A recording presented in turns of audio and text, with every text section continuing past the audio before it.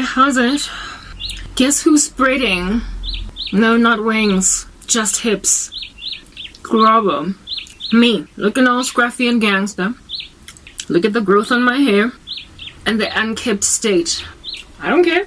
You know why? Because irrespective of wanting to get all dolled up, wear a little bit of mascara, get them eyebrows on fleek, and get them edges laying. I ain't got no power to light up my environment so I can see the mascara going on. Ain't got no power to put on a ring light so I can get cute while I record. And I also don't have power to get a hot iron or something warm to lay them edges, so I guess they stay kind of rugged. And I keep spreading them hips, not them wings. But Jesus is coming. This is a power cut induced disaster. This over here, it's a bowl full of Malva pudding with ice cream and some strawberries. And since there was some of it left over after Christmas, I was like, I'm bored, I'm twiddling my thumbs and I'm biting my fingernails. Might as well bite some actual food. So I'm eating. If this power cut had never happened, I'd be sitting in front of my computer doing edits for my workouts, my dance, the workouts of which I as Kurazi. I'm trying to inspire a population of chubby souls to lose weight with me, and a population of soft muscle souls to get like tough with me. And I did that all the last week and week before, and I felt really good using nothing but 2 kilogram dumbbells, and my body was painful, so it worked out. And even though I've got more discipline than the regular man on the street to like not, you know what I'm saying? Let the festive season take me away. Let the festive season give me more hips than I need. Sorry, I didn't mean to show you that. I don't want the festive season to give me more boob than I need, more cheek than I need, more buttock than I need, more thigh. But what you gonna do when there ain't no power? Cafe Steve. Kitty Zemba, but guess not, boss. That's what's good.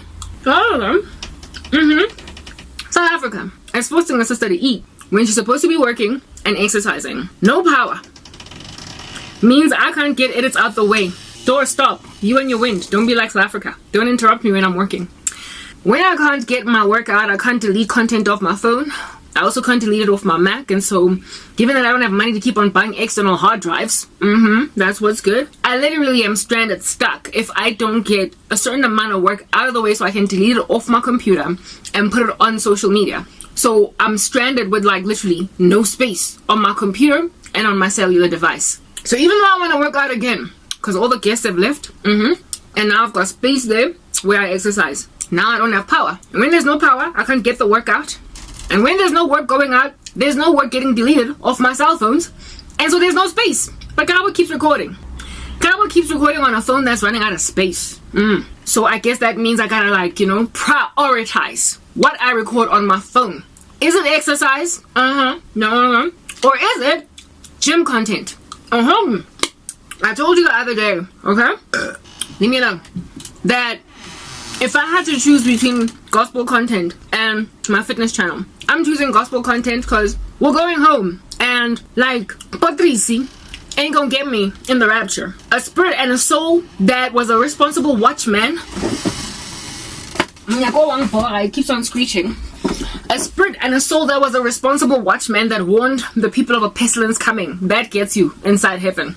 Like literally not abandoning your gifts and burying your talents. If you see something coming, if you see a sword and a pestilence coming, warn the people. I would be able to multitask and actually warn some people and work out if South Africa did not stand in my way. I came up with a strategy to overcome. Wait again, Mnyako. Yar.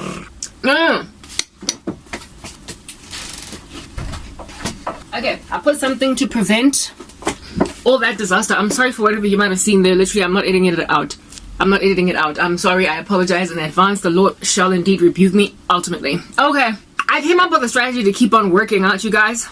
Irrespective of power cuts, that's what's good. Bought a speaker, download music, Bluetooth, boom, boom, dance squat. But like I ain't got no space, and I gotta be prioritizing and strategic in using that space. You know what I'm saying?